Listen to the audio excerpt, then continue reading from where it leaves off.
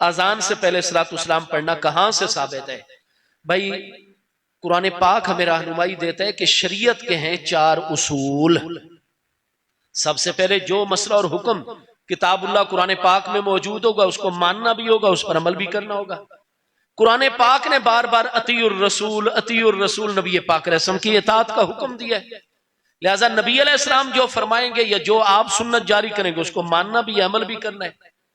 तीसरा उसूल कुरान पाक ने दिया है, और भी बहुत मकाम है लेकिन वक्त थोड़ा है, मैं आपको एक मकाम अर्ज करता हूं।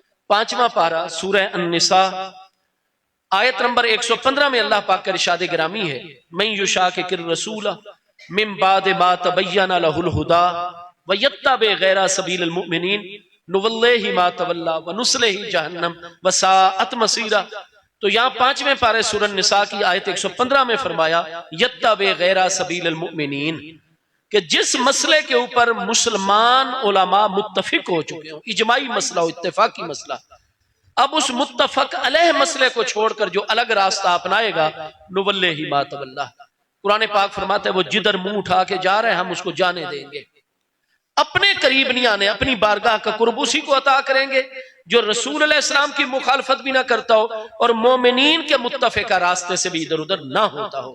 ये मुसलमानों के मुत्तफिका रास्ते से अलग हो गया है, तो जिधर जाता है चला जाए, नुस्ले ही जहन्नम। लेकिन क्यामत वाले दिन घेर घार के इसको हम कलाबाजियां जहन्नम की आग में खिलाएंगे।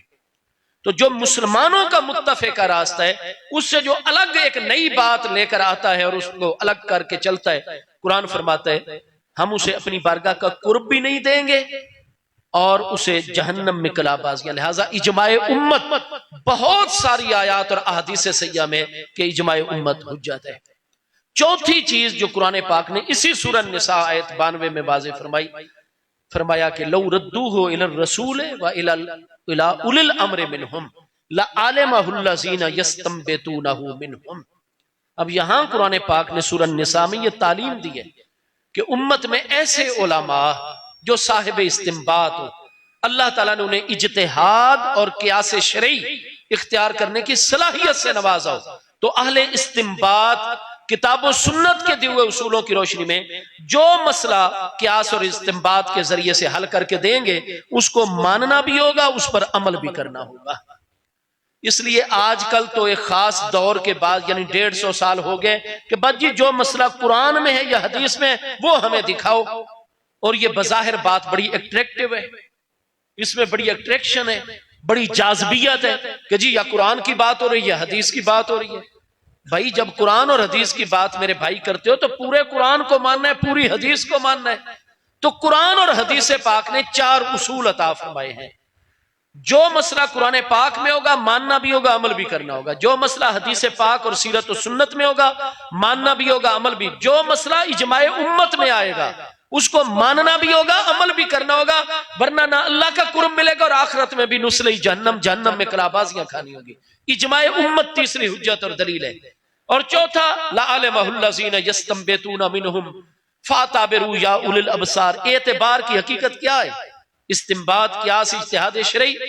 इसलिए मेरे भाई हम जो अहले सुन्नत व जमात है, हमारे जितने फिकी अमली जिंदगी के मसाइल और मामलात हैं वो 4 उसूलों पर हैं। हमारे कई मसाइल का ताल्लुक है बराह रास्त किताबुल्लाह के साथ, कई मसाइल हैं जिनका ताल्लुक है हदीस पाक और सुन्नत रसूल करीम अलैहिस्सलाम के साथ, कई हमारे मसाइल हैं जो इजमाए उम्मत से साबित हैं, उनका ताल्लुक इजमाए उम्मत के साथ है। कई मसाइल वो हैं जो इज्तिहाद शरई, कियास और इस्तिंबात के साथ ताल्लुक रखते हैं।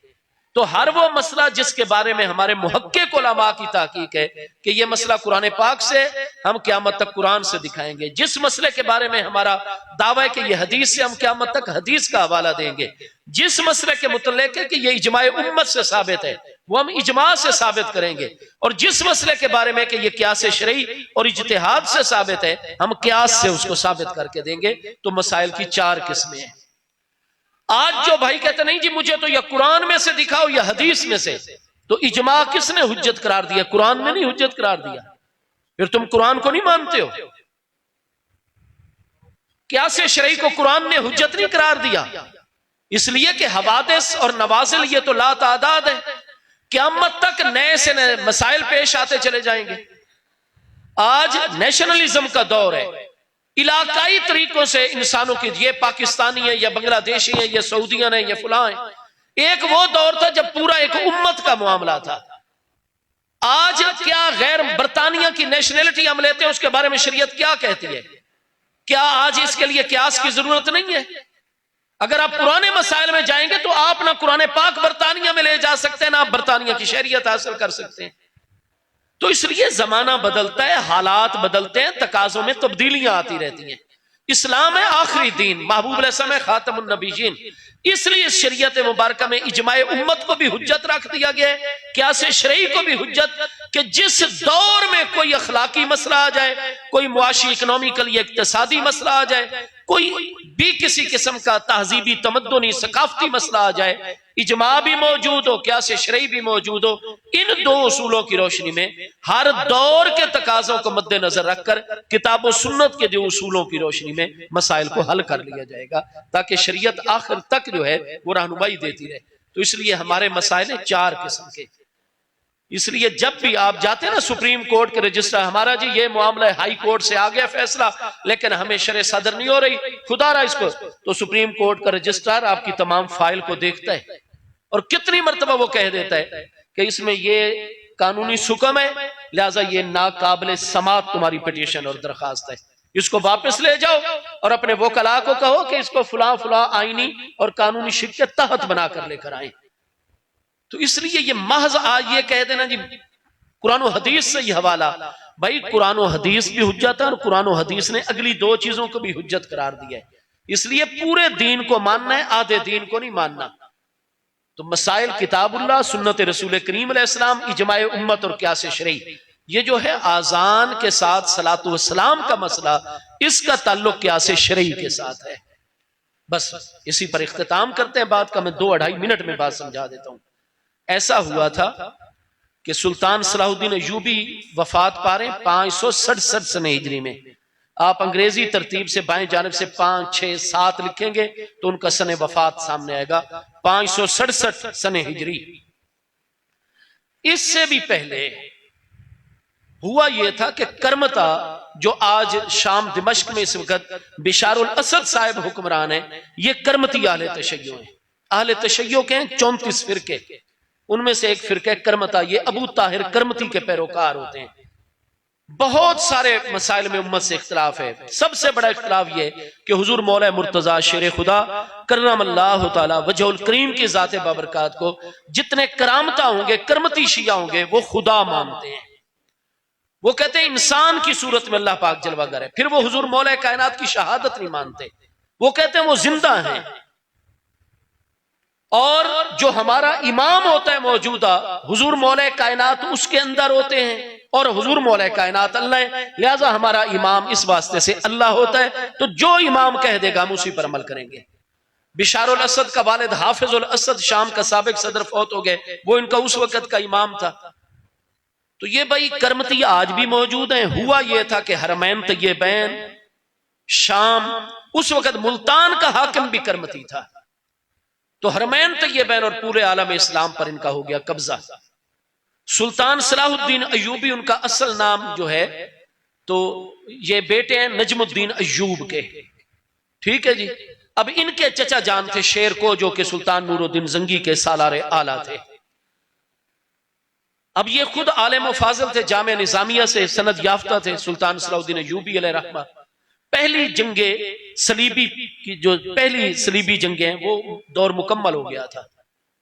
उसके बाद ये करमती हो गए, हरमैन तय्यबैन, मुल्तान और शाम और कितने आलम इस्लाम पर गालिब। इन्होंने ये तरीका उस वक्त इख्तियार किया कि अजान से पहले और अजान के बाद अपने हुक्मरानों का नाम लेकर सलाम पढ़ना शुरू कर दिया। जुमे के खुतबों में, निकाह के खुतबों में, ईदैन के खुतबों में और हर अजान के साथ किताबों में वाज़े मौजूद है, अस्सलामु अला इमाम अल आदिल, अस्सलामु अला इमाम अज़्ज़ाहिर, अस्सलामु अला इमाम फुलान इब्ने फुलान खलीफतुल्लाह, ये सब। फिर उसके बाद सुम्मा अजाने पढ़ते। अब अल्लाह पाक ने करम नवाजी फरमाई, हालात ऐसे बने कि सुल्तान सलाहुद्दीन अय्यूबी जो थे नूरुद्दीन जंगी के बाद, इक्तदार उनको मिल गया। अब जब उनको इक्तदार मिला तो उनको पहला जिहाद सलीबियों के मुकाबले में कुछ मुसलमान मुल्कों से करना पड़ गया। फिर अल्लाह ताला ने करम फरमाया, उनकी मदद फरमाई, मिल्लत इस्लामिया उनकी ताईद में उठी। सिवाय मुल्तान के मिस्र, शाम, बैतुल मकदस तो बाद में आजाद हुआ, और ये हरमैन तैयबैन और आलम इस्लाम पर फिर जमहूर की हुकूमत कायम करने में वो कामयाब हो गए। अब जब दोबारा हरमैन तैयबैन पर बिलखुसूस उनकी हुकूमत आ गई, तो फिर उन्होंने उलमा को इकट्ठा किया, जो उस दौर के बड़े अकाबिर तरीन उलमा थे, उनको अपने मरकज में इकट्ठा किया कि ये बिदअत इन लोगों ने शुरू की है, करमतियों ने। अगर मैं एक सरकारी ऑर्डर जारी करके इसको खत्म करता हूं कि सिर्फ अल्लाह अकबर से अजान शुरू करो, ला इलाहा इल्लल्लाह पर खत्म करो, तो ये करमती इसको मजहबी मामला अपना बना लेंगे।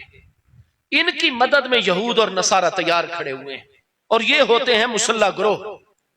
तो ये फिर बेचैनी पैदा करेंगे और कहेंगे मुख्तलिफ इलाकों में जाकर के मौजूदा हुकूमत हमारे मजहबी मामलात में मुदाखलत कर रही है, और लोगों को मजहब के साथ जज्बाती वाबस्तगी होती है, लिहाजा ये दोबारा मुसल्ला हो जाएंगे, यहूद नसारा इनकी मदद पे उतर आएंगे, और होगा ये मुसलमान शहरों में कि दूसरी सलीबी जंगों में हम बैतुल मकदस को तो क्या आजाद करवाएं, मिस्र और शाम बिलखुसूस फिर हमारे हाथ से निकल जाएंगे। और अगर ये इलाके चले गए तो बैतुल मकदस की आजादी, हमारा बेस कैंप भी खत्म हो जाएगा। लिहाजा ऐसी शरई सूरत निकालो कि इनकी बिदत भी खत्म हो जाए और ये इसको अपना मजहबी मामला भी ना बना सकें।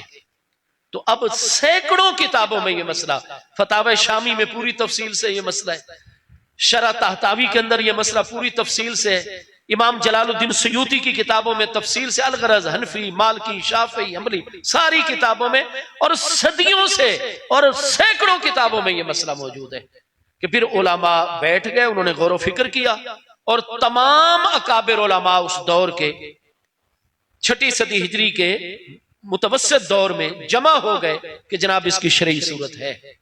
आप ऐसा करें कि इनके हुक्मरानों और इमामों से सलाम हटाएं और मुस्तफा जाने रहमत पे सलाम शुरू करवा दें। उस वक्त लोगों में हया थी, जब नबी पाक अलैहिस्सलाम का नाम आता था फिर सारे सर झुका जाते थे। तो सुल्तान खुद उन्होंने कहा यह बिल्कुल ठीक है, जब अस्सलातु वस्सलामु अलैका या सय्यदी या रसूल अल्लाह पढ़ा जाएगा अलैहिस्सलाम, कोई भी एतराज, कोई भी ये नहीं कहेगा कि भाई आप नबी अलैहिस्सलाम से सलाम हटाएं और हमारे बुजुर्गों पर सलाम पढ़ाएं, ये कोई भी जुर्रत नहीं करेगा, मसला हल हो जाएगा। लेकिन सवाल ये है, क्या नबी पाक अलैहिस्सलाम की जाते बबरकात पर भी अजान से पहले या अजान के बाद मुअज्जिन ऊंची आवाज में सलाम पढ़े, ये जायज है? कहीं ये बिदत के मुकाबले में कोई बिदत सय्या तो नहीं बन जाएगी? तमाम उलमा ने फरमाया नहीं जी, चूंकि क्यास इसकी रहनुमाई कर रहा है, शरई दलील इसके पीछे मौजूद है। वो दलील क्या थी? वो आज भी सही बुखारी, वो हदीस जो उन्होंने अपनी सनद से पेश की, आज भी बुखारी शरीफ पहली जिल्द 84 किताबुस सलात बाबो सलातुल मुसाफिरीन में सैयदना अब्दुल्लाह इब्ने उमर रदी अल्लाह तआला से मरवी सही सनद के साथ मौजूद है, बाकी किताबों में भी है। हजरत इब्ने उमर रदी अल्लाह तआला फरमाते हैं कि जब आंधी होती, तूफान होता, सफर होता, कोई बारिश तेज होती, महबूब अलैहिस्सलाम बिलखुसूस फजर और इशा की अजान में अपने मुअज्जिन को हुक्मत कर देते कि अजान पढ़ो अयकूला अला इसरे ही, लेकिन जैसे ही अजान मुकम्मल करनी है मुत्तसिल बाद अला इसरे ही अल्फाज दाएं तरफ भी और बाएं तरफ भी कह दो अजान के साथ ऊंचे ऊंचे, अला सल्लू फिर रेहाल, अला सल्लू फिर रेहाल। लोगों आज बारिश है, आज रात बड़ी अंधेरी है, आज आंधी तूफान है, लिहाजा जितने हमारे साथ हैं वो जमात से ईशा फजर पढ़ लेंगे, बाकी अला सल्लू फिर रेहाल, आप अपने घरों में नमाज पढ़ लेना, अला सल्लू फिर रेहाल, आप अपने घरों में नमाज पढ़ लेना। अयकूला अला इसरे ही, अजान मुकम्मल करते ही फौरन बाद ये कलिमात मुअज्जिन ने कह देने हैं। तो हुजूर अजान के बाद मुअज्जिन ऊंची आवाज में इस तरह के जुमले पढ़ दे लोगों को बताने के लिए, तो ये हदीस से सही है। फिर कहा उलमा ने कि जनाब दूसरी हदीस जो आज भी अबू दाऊद पहली जिल्द सफा 88 किताबुल अजान बाबुल अजान फौकल मनारा में सही सनद से मौजूद है कि नबी अलैहिस्सलाम की सहाबिया सैयदा उम्मे नवार अंसारिया रदी अल्लाह तआला फरमाती हैं, काना बैती अतवला बयूतिन हौलल मस्जिद, मदीना शरीफ में मस्जिद नबवी शरीफ के इर्द गिर्द जितने मकान थे, मेरा मकान सबसे बड़ा और सबसे ऊंचा था। नबी अलैहिस्सलाम ने मस्जिद शरीफ से सीढ़ियां बनवा दी थी।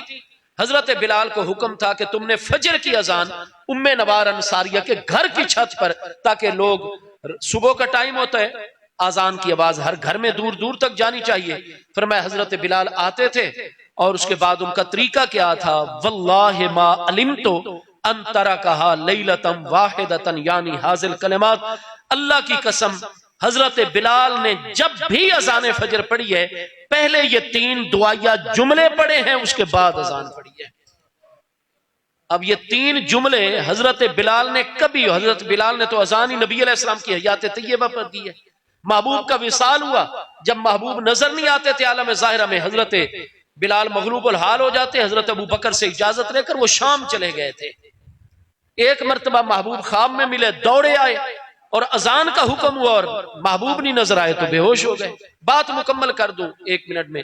अलगरज हजरत बिलाल वो कौन से 3 दुआया, अबू दाऊद और कितनी किताबों में हदीस हसन मौजूद है, आप आकर अजान कैसे पढ़ते, अल्लाह अकबर से शुरू, लेकिन उससे पहले 3 दुआया जुमले हमेशा पढ़ते। अल्लाहुम्मा इन्नी अहमदुका वस्ताईनुका अला कुरैश अन युकीमू दीनक सुम्मा युअज़्ज़िनुल्लाहु अकबर, अल्लाहु अकबर, अजान शुरू कर देते। इतनी ऊंची आवाज से ये 3 दुआया जुमले पढ़ते कि खवातीन घरों में सुनती हैं और उसको याद रखती हैं और ये कहती हैं कि अल्लाह की कसम कोई एक भी अजान फजर ऐसी नहीं जिसमें हजरत बिलाल ने अजान तो दी हो लेकिन ये 3 दुआया जुमले ना पढ़े हो। अल्लाहुम्मा इन्नी अहमदुका, अल्लाह पाक बेशक मैं तेरी हम्द बजा लाता हूं, वस्ताईनो का अला कुरैश, और कुरैश के बारे में तुझसे इस्तियानत और मदद तलब करता हूं। अन युकीमू दीनक, या अल्लाह तू तौफीक अता फरमा मक्का के सारे कुरैशियों को ताकि वो दीन ईमान ले भी और ईमान पर कामिल भी रहें, क्योंकि सारे अरब इनकी पैरवी करते हैं। ऐ युकीमू दीना का, जब सारे कुरैश ईमान लाएंगे रूए जमीन पर और जजीरा नुमा अरब पर बिलखुसूस तेरे दीन को कायम और गालिब कर देंगे। ये दुआया कलिमात पढ़ते फिर उसके बाद अजान पढ़ते। अब इससे उलमा ने कहा जी हदीस सही और हसन से साबित है कि अजान से पहले 3 दुआया जुमले हों या अजान के बाद 2 अरबी में जुमले हों। अगर अमीरुल मोमिनीन का हुक्म हो जाए या फकीह वक्त का हुक्म हो जाए तो ये अजान में इजाफा नहीं होता, बिल्कुल जायज है, ये कियास है इस बात का। तो अल्लाह ताला ने सुल्तान को शरे सदर दी। आप ये फतावा शामी और बड़ी बड़ी जो किताबें इनमें आप अजान के बाब में देख लें, वो सन भी लिखा हुआ है, वो तारीख भी लिखी हुई है और वो अजान मगरिब भी लिखी हुई है, जिसमें सबसे पहले अस्सलातु वस्सलामु अलैका या सय्यदी या रसूल अल्लाह व अला आलिका व अस्हाबिका या सय्यदी या हबीबल्लाह कहकर सलातु वस्सलाम पढ़ा गया।